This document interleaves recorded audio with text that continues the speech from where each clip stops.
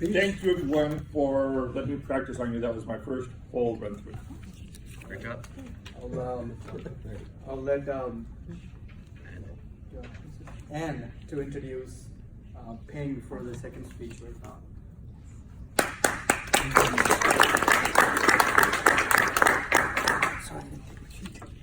It is a pleasure for me to introduce our next speaker.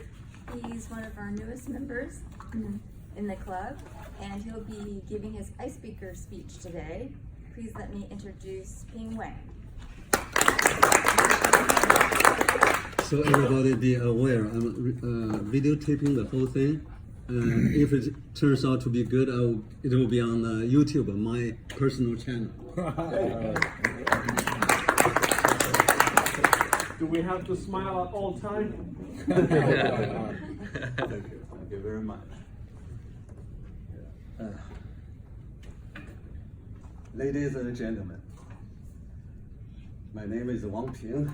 I'm a writer and a public speaker from China, and I'm also an American. 60 years ago, the Great Chinese Famine occurred. It broke out in 1958, immediately after the so-called Great Leap Forward, when I was 4 years old. And it ended in 1962, when I was 9.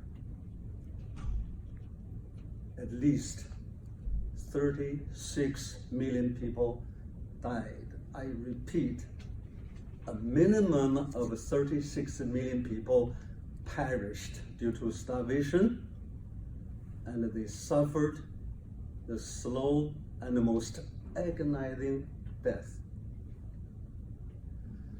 That horrendous and incredible death toll has become a vast and everlasting pain in our hearts, because every one of those men, women, and children were our family.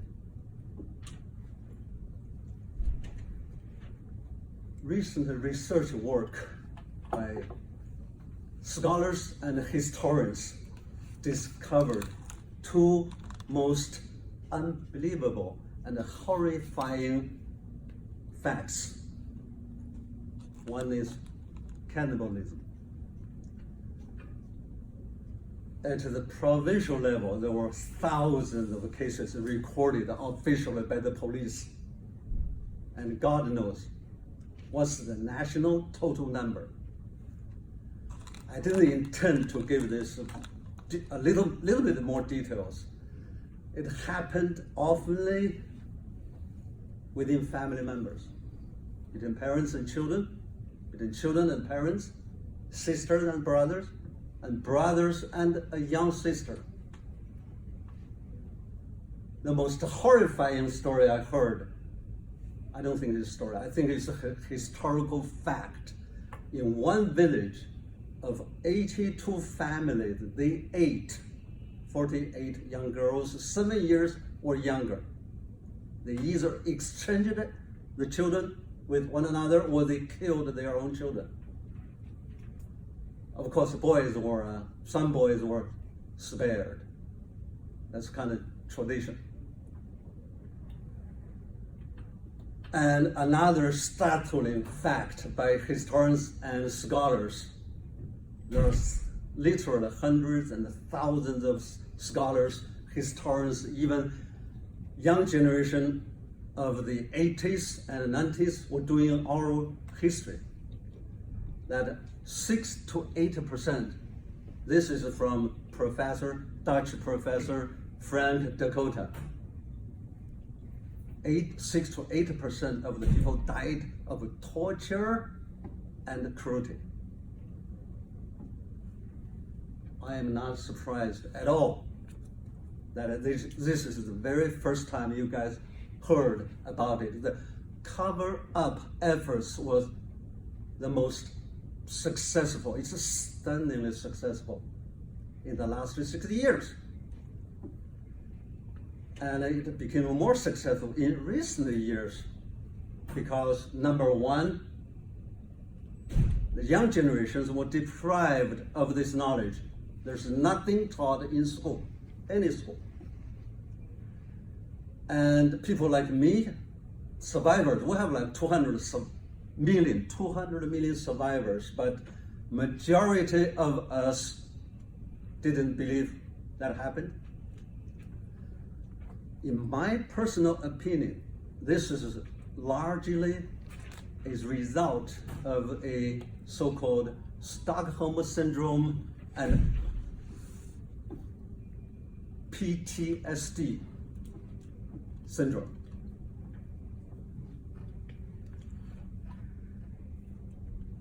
That success, that putrid success, means a lot of people still don't know.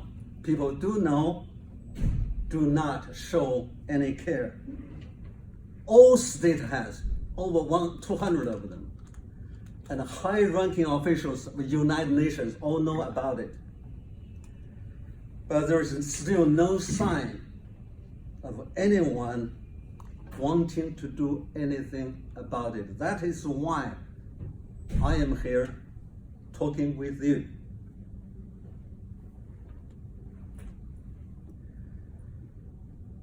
It is for us, the living, to remember the sacrifices of those who went before us and to acknowledge our indebtedness to them. Today is the Chinese Qingming Festival, which is equivalent to our American Memorial Day. On this Memorial Day, I hope to recall the bravery and the struggle of the Chinese people 60 years ago, and to honor them this day and every day, and to keep them in our hearts. I would like to take this opportunity to make an announcement that from this year on, from today on, each and every year in the future, we Chinese people will take the Qingming Festival as our great Chinese Famine Memorial Day.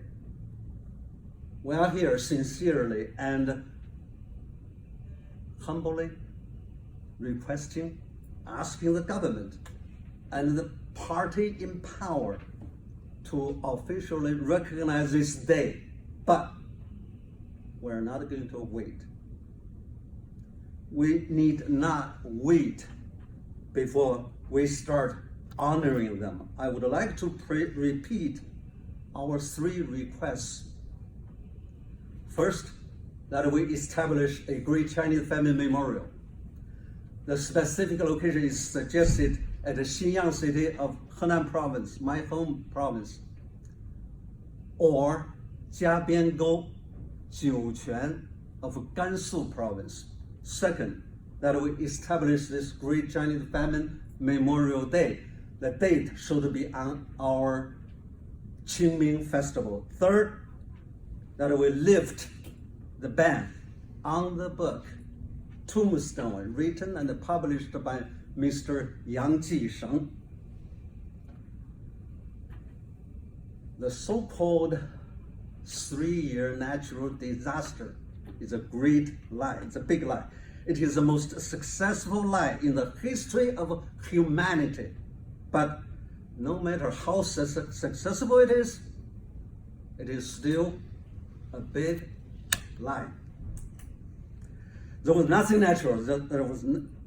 It was 100% human error created catastrophe.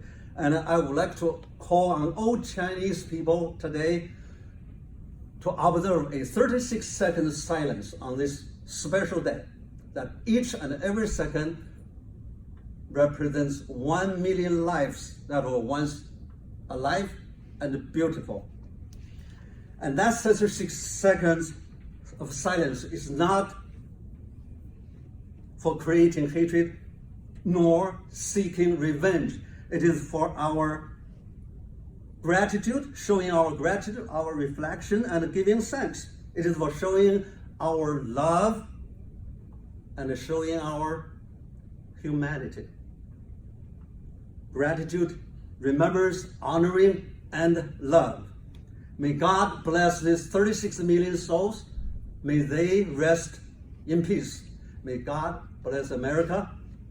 May God bless each and every one of you here. Thank you so much for listening.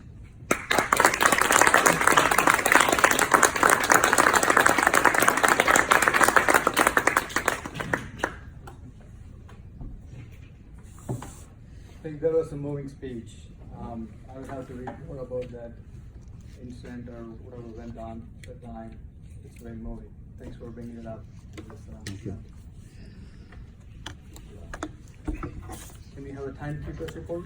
Yes, since both speakers asked for more time, and therefore both speakers qualify. Let's go for the vote for the best speech. Cast your votes and pass it on to me.